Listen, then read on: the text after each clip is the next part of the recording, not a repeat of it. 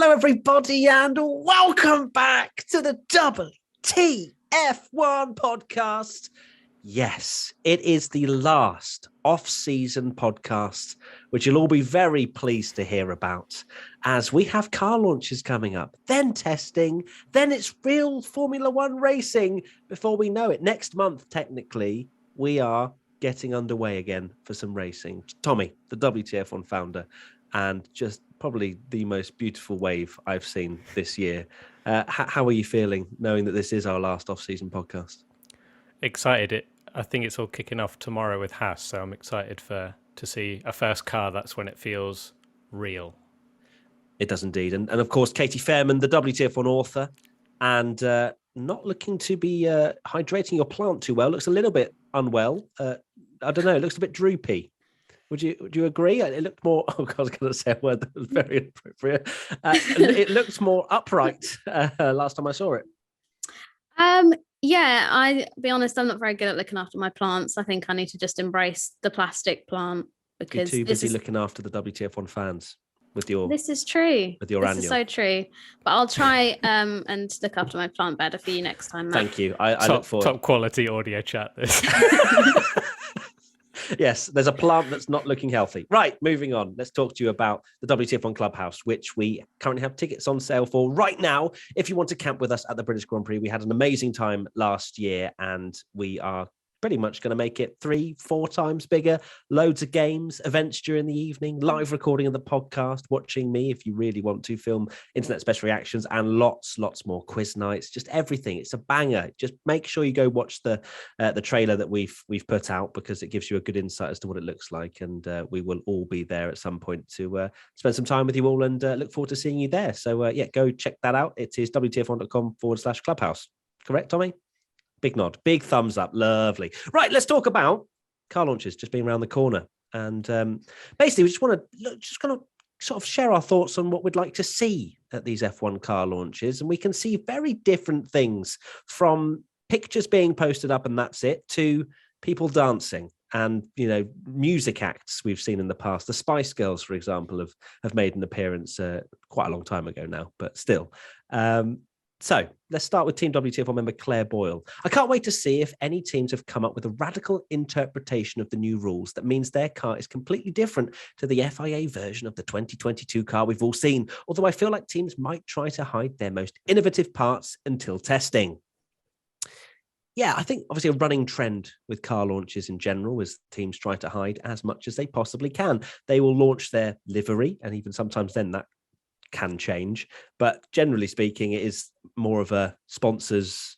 Look at my fancy sponsor on the livery. Yeah, look at that one. You didn't notice that, and you'll never notice it throughout the entire season. But I highly doubt we will see many, if any, new parts, really. I think the actual body of it, though, I guess the interesting thing is the body of the car is going to have to be 22. They can't launch a 21 car and try and hide everything. So there is definitely going to be some zooming in, some interpretation, I'm sure. And you'll be, right here on the WTF1 YouTube channel where we try and decipher everything. But teams are very clever, aren't they? Yeah, we've had very similar rules for the last few years. So it will be that year. Normally, it's just a case of, like you say, like cars look the same. Everyone just jokes that, that livery looks the same or different. Then if there are any new parts, I remember one year McLaren where they boosted the contrast massively of their new car and scribbled over all the winglets in black so you couldn't see them. People want to hide as much as possible, but with this, because it is a new car, we will see something that will be different to last year, no matter what.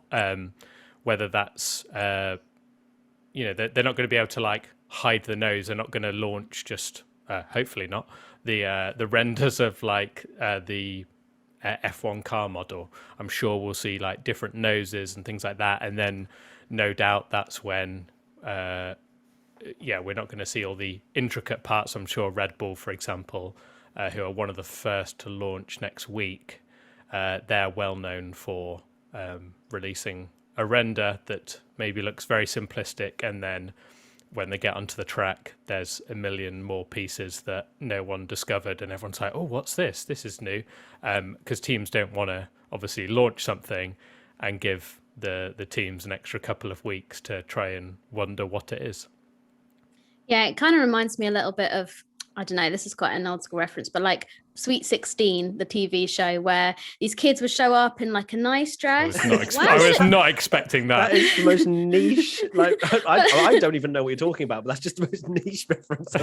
But like I've seen too many episodes of the show, but they show up in like a nice dress and you think, oh, they look good. And then, I don't know, it gets past 9 o'clock and they come down in like a proper bejazzled second dress that's even better than the first one.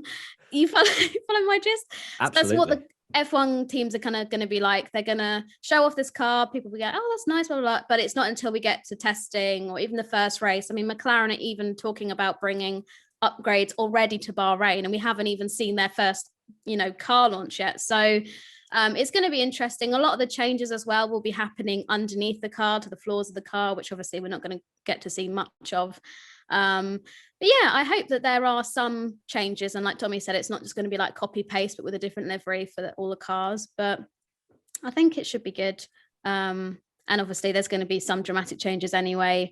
End plates are going to look very different. The changes to the rear wing, there's talk of Ferrari are going to have a slightly different airbox, so there's already all these rumors circulating, but as we've said so far every podcast this year, we don't actually know what it's going to look like until we start seeing the launches. Didn't you say about McLaren? Was it McLaren that said that teams might bring like 5 different front wings to the first race or something because no one's going to know what's the best one, which is great for cost cutting. It's going really well. That's true. And also, I guess if they're bringing loads of different versions, if they knock one off of one particular version, they may not have that many spare to go along with that. So yeah, do you remember Red Bull one year? Was it Kvyat, and they had to test the car without a front wing because he knocked the only front wing off, and then they were just doing laps just to test the reliability, but he had no front wing, so they just had to test with a broken nose. So hopefully that doesn't happen for Hopefully teams not. going into the first race. Otherwise, that'd be a very strange Grand Prix where we have teams with noses and teams without noses racing in some sort of two-class race. Like the 80s.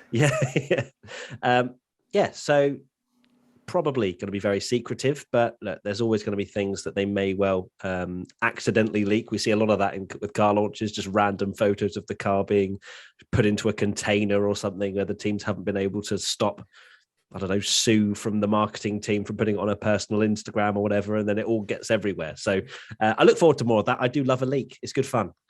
Right, at Brendan, I assume that's Brandon or Brendan, 787-61140. Hopefully you know who you are. I just hope they don't all look the same, exact same. If they do, we might as well call it Indy 2.0.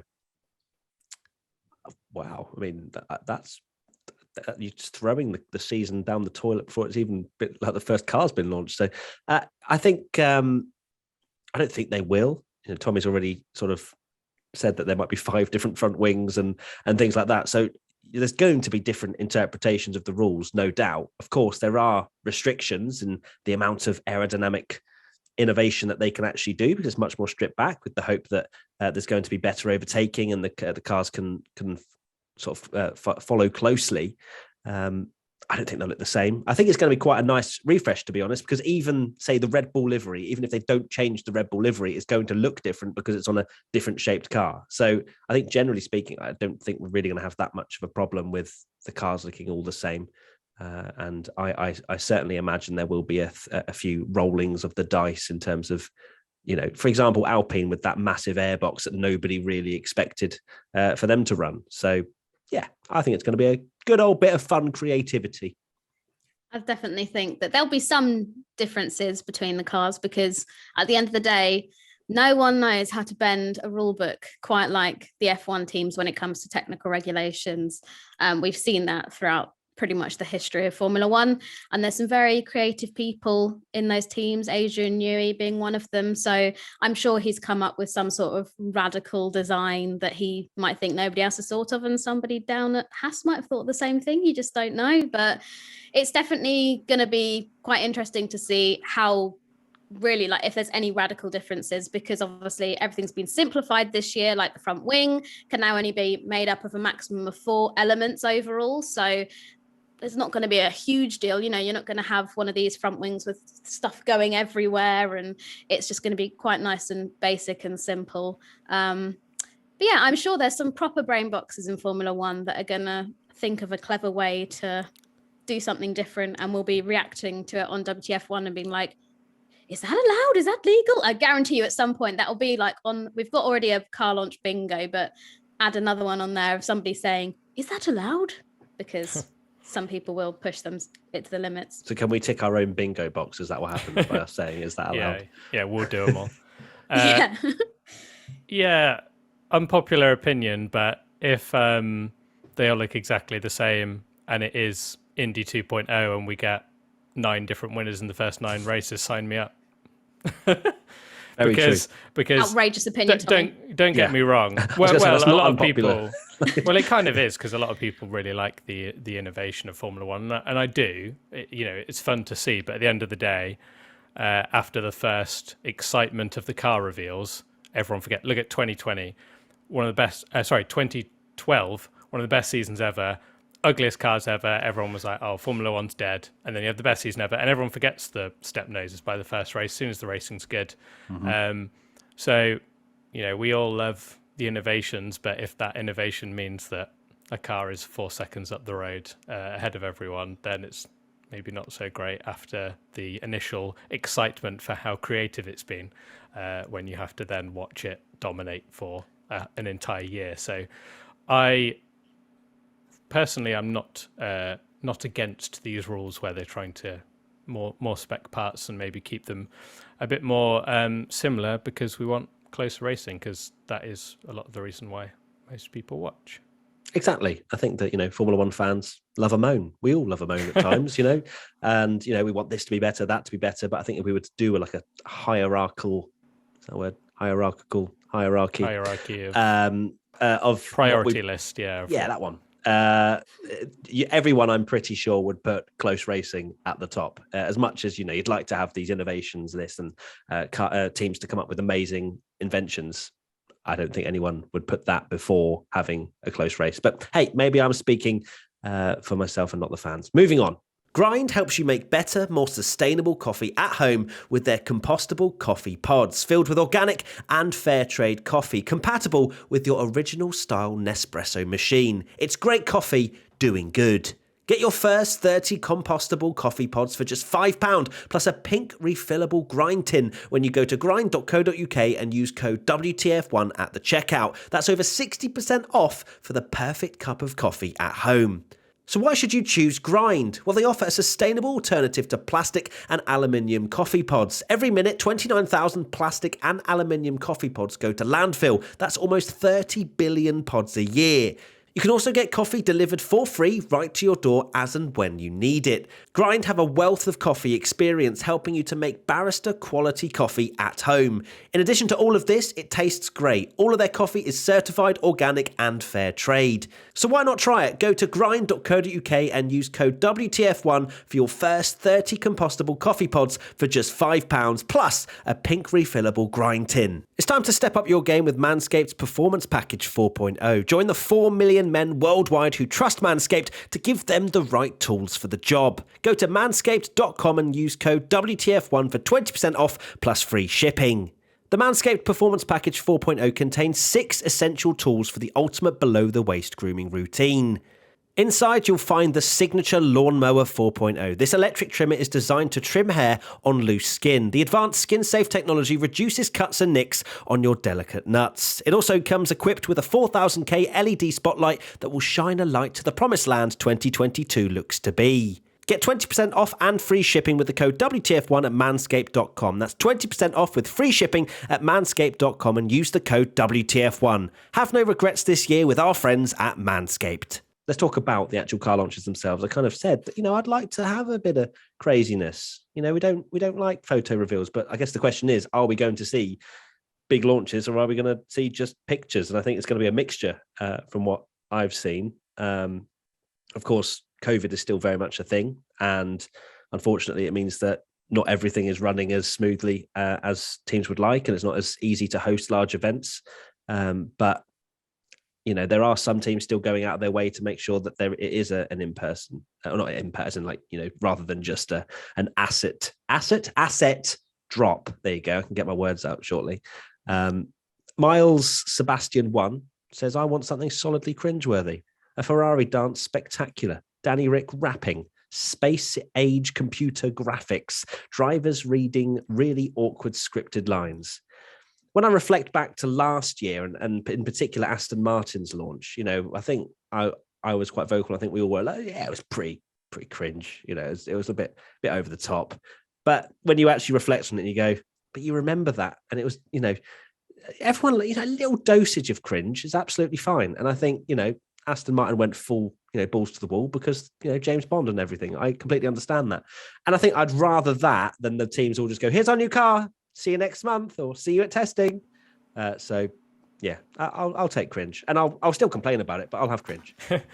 Yeah, you summed it up, and also kind of in the last question of how we all like to complain about things, because the every list of like what's the best car launch, people always bring up the Spice Girls in '97 where they had this big launch, but if that launch was on YouTube this Monday, you'd get people going in the comments just going cringe, show the car, Spice Girls are rubbish, all this kind of stuff. British bias. That has nothing to do with it, but British bias. But that's the thing. But then you look back at the whole event and you're like, actually, that's a really cool event and it's quite fun. But then when it gets to it, everyone just complains because all you want to do is see the car and you don't want to sit through 20 minutes of like an AlphaTauri fashion show or the Spice Girls or whatever. But then at the same time, when Red Bull just drop one image of the car on their content pool, you're just like, oh, okay. I know we said we wanted to see the car really quickly, but not like this. So it's a really difficult balance. They're kind of damned if they do, damned if they don't for that, I find. But, I mean, yeah, why not? Why not have a bit of fun with it? Let's see some more Ferrari dance shows. I appreciate the fun, and I did say I like a bit of cringe, but I still, even on reflection, think that the McLaren song between Danny Rick and Lando Norris was one of the worst bits of content I've ever watched.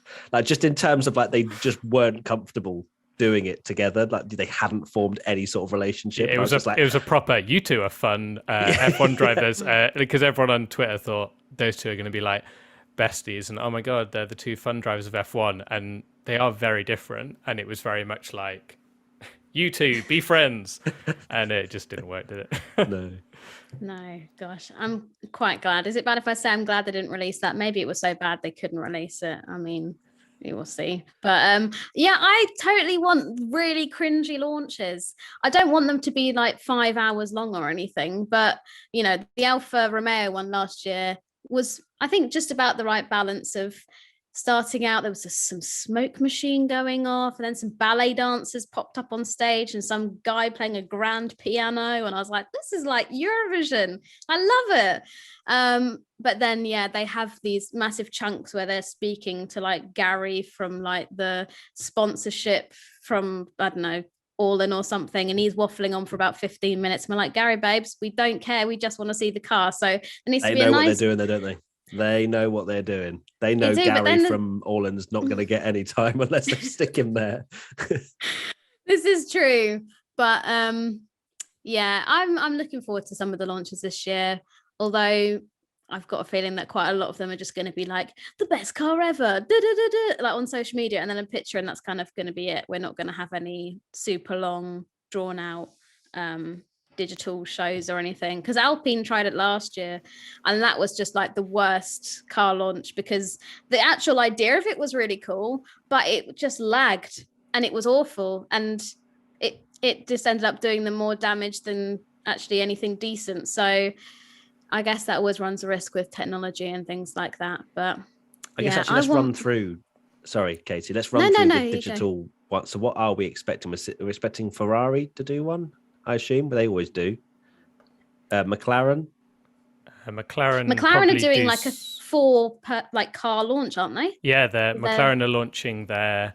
They're doing. Yes, they are. The Extreme E team IndyCar. So they're probably, I would assume that they've all sort of got a common theme between them all, maybe. Then Aston, I assume, will do something again. Haas is tomorrow, and they're just launching. It'd be renders, I'm assuming. Haas Haas really wanted a week worth of headlines, didn't they? They were just like the 9th. Haas always do that, the don't second. they? I feel like Haas always are the ones that Yeah. just drop the car really early and it's like, here you go, talk about us, please. Yeah, literally. But it's a massive gap. I mean, we've posted a graphic about it numerous times every time they do a car launch, but I've never seen it so spread out. I guess this is new regulations for you, but yeah, having one on the 4th of Feb and then Alfa Romeo is until the 27th. That's quite the gap. It is. But I felt like last year there was quite a big gap between them as well. So, but not before then. It just seems to be a running thing now where they just decide to release it when they fancy it, which is. I mean, Alfa Romeo, their car launch is going to be after we've had the first official test, which is obviously the one that's behind closed doors in Barcelona. But that's still really late to do like a launch after the first test. And surely there's going to be pictures that surface. So there's really no point in launching a car that's already got on track. No, so it's going to be for a nice livery. Yeah, how you can do a private launch in 2022 is not, it's impossible. Like there will be someone there with a camera phone, whether it's a marshal or someone just, walking their dog without even knowing. Just walking their dog through turn 2. Oh, hey. What's going on here? Great apex there, Rover. Yeah. Oh dear. It's like when Mercedes used to do their car launches at Silverstone, but they had the shakedown before their launch, so the pictures would leak.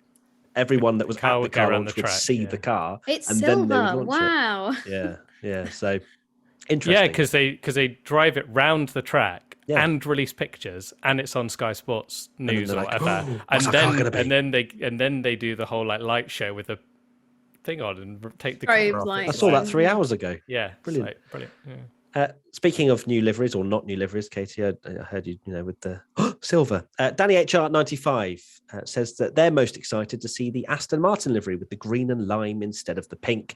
Very curious to see what Alpine do with the BWT sponsorship. They had the best livery last season. Very keen on seeing what they pull off this time around. Yeah, I think the Aston Martin definitely without the pink is going to be a nice. If they do go down the green and lime, which you'd imagine they will. It will look very nice because their sports cars look very good, and I'm a big fan of it. And I think that obviously the lime sits much better than pink.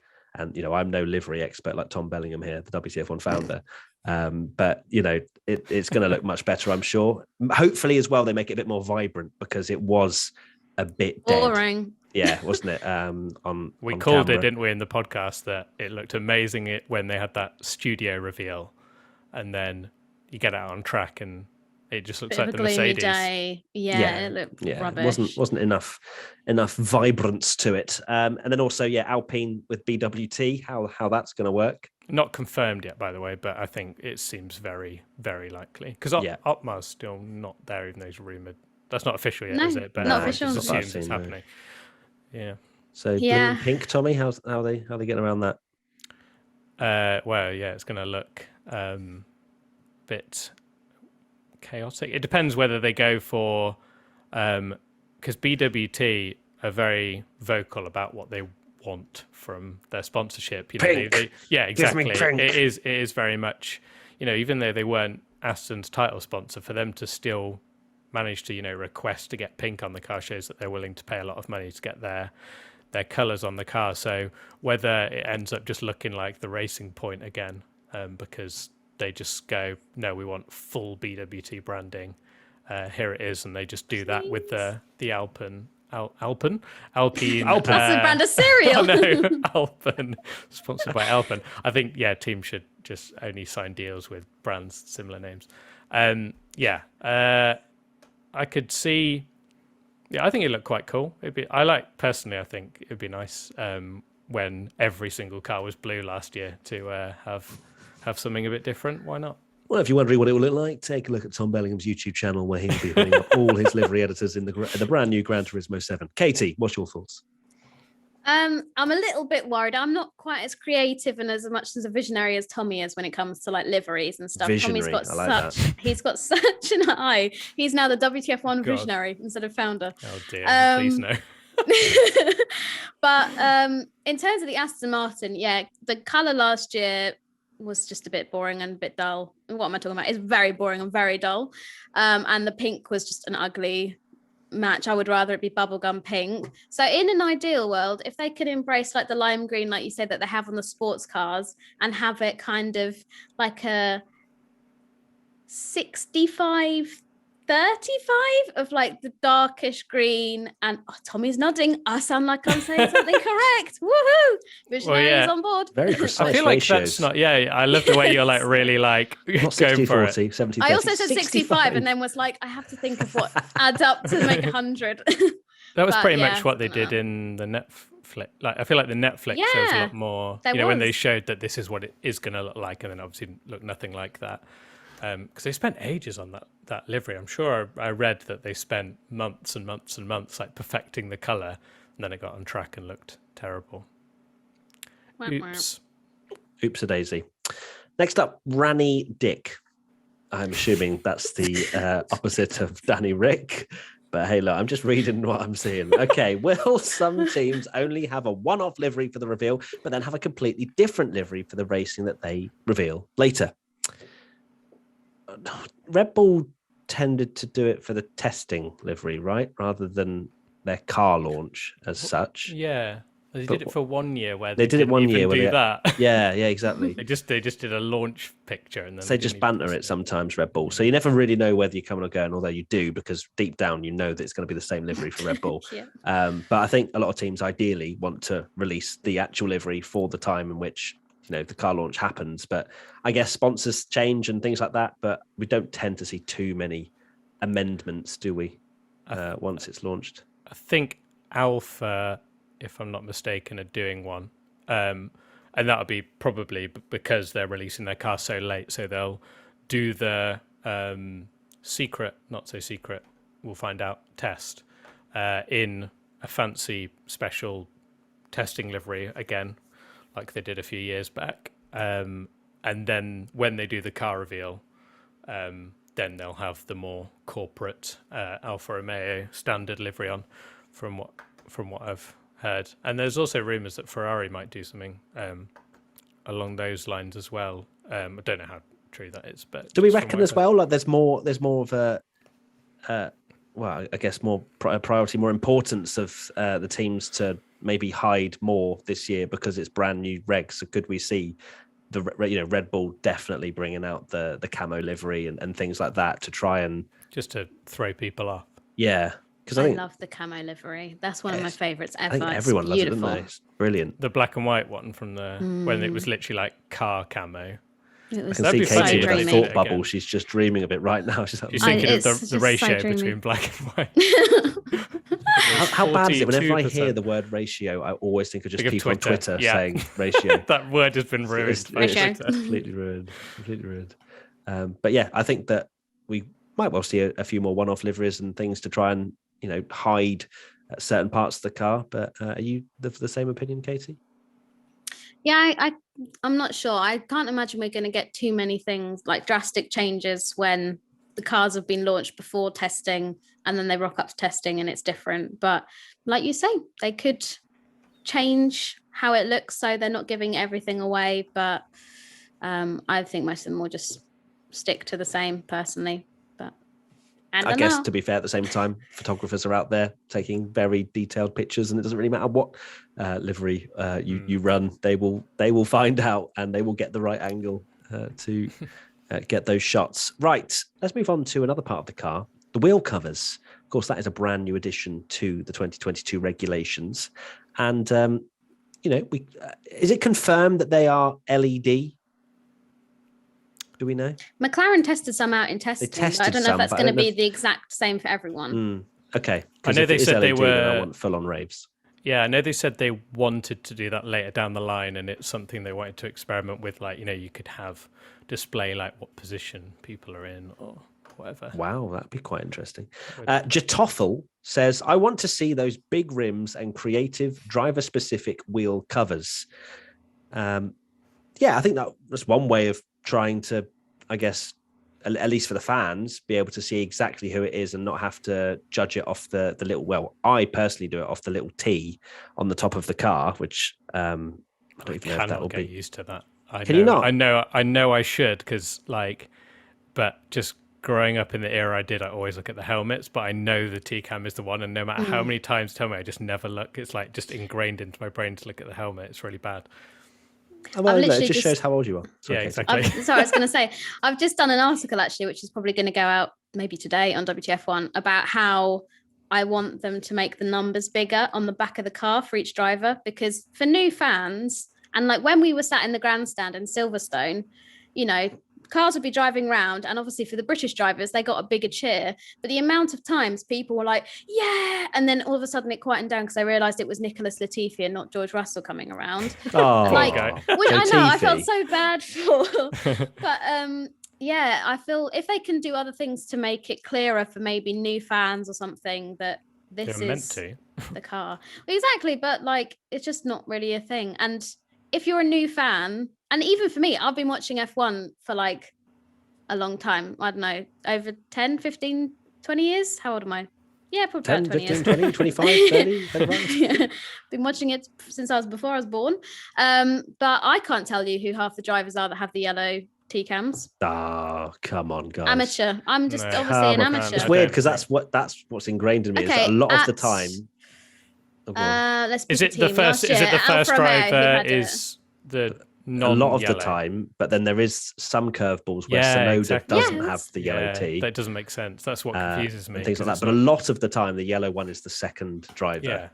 The wheel cover is the perfect. Maybe the wheel cover is like the perfect thing, because it's like you say, it's just a big circle. Stick a number on there or something. In it or something. But if it's going round at 1 billion miles an hour, it's just going to be no, but it'd be static, won't it? Because it's not. Oh, it's going to be so complicated, though. Physics. Something can be done. I feel sorry for the programmer. A color on the rim of it or something. I don't know. But then it might get confused with the tires. Yeah, there's. Oh yeah, I wonder what. Just have their face on the side. One thing I've seen that's quite funny is some people. And then their face is going around. Yeah, it's quite funny because I saw like some people, people that do like livery designs and stuff, have like put like animations, put like animations on them.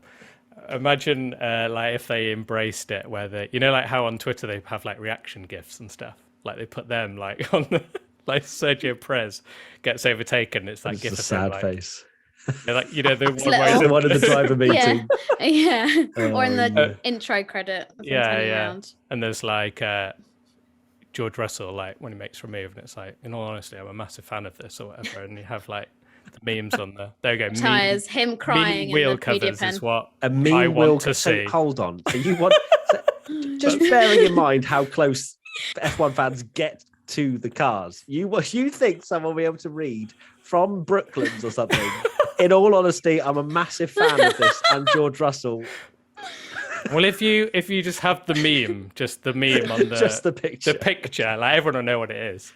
I want apart from meme 80% of the F1 audience that probably don't even know what a meme is. So true. But I mean the general audience anyway. But right.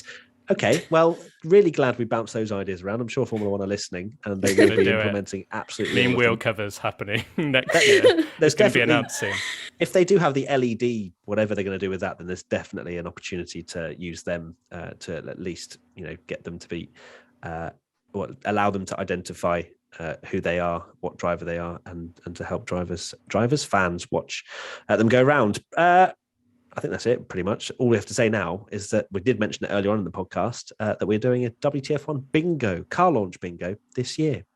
So you have to basically get in touch and let us know if something happens, because we can't follow everything. But the ones that we've got are surprise renders revealed early, AlphaTauri Valentine's Day pun, live stream technical issues. Alpine have already crossed that one off, I think. James Bond reference in Aston launch. I mean, some of these are just done already, aren't they? Oh, yeah. Car gets leaked online. Stream takes longer than 20 minutes to show the car. That's basically all of them. Alpine has pink on it. Mercedes unlucky W13 joke. Nice one. I can tell. You just oozes of Tommy, this does. And driver awkwardly sat on a tyre. Well, okay, that one I reckon, yeah, we'll see. So I guess with bingo, you can go, you don't have to get all 9, 8, Do you? 9. No. Or 9. You Just can go see how. diagonal or along or up and down. You can tell I go to bingo a lot. So yeah, cool. That'll be on our social media. So feel free to play along and let us know when something happens. And yeah, Tommy, final thoughts. Final thoughts are meme wheel covers for 2023, please. Okay. Katie, Would you like my final thought? You're Or are you just waiting so for in- the you're message. just So in shaking your head, and I disgust. was like, "You're going to come in with anything?" No, I'm going to. Okay. Katie. My final thought is I really hope some of these new cars look nice because so far I think the 2022 car is ugly.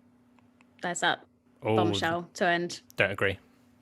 I Well, we'll fight I like about them it. more already Wow. Really? from the renders. Yeah, if they look that good, I prefer them to look. And I can't wait for those. I can't wait for the last year's car to get in the bin. To be honest, I said it in the last podcast. Fair. And my final thought is I think my we've final.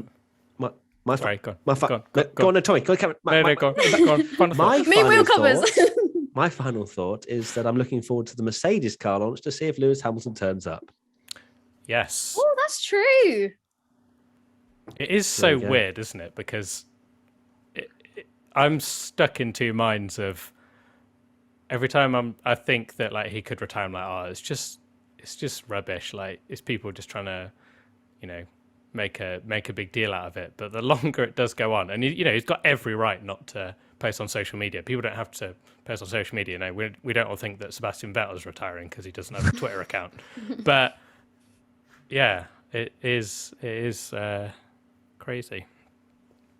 It is. Yeah. So there you go. Thank you, everybody, for watching and listening to this final pre-season podcast. Kind of. I mean, we are still very much in the pre-season and off-season. We're going from off-season to pre-season. There you go. We are making the transition. Make sure to give us a thumbs up, a comment, rate us on Spotify or wherever you're listening. And also, if you could vote for us on the Sports Podcast Awards, we are That definitely nominated works. on there. Well, I think we're still winning.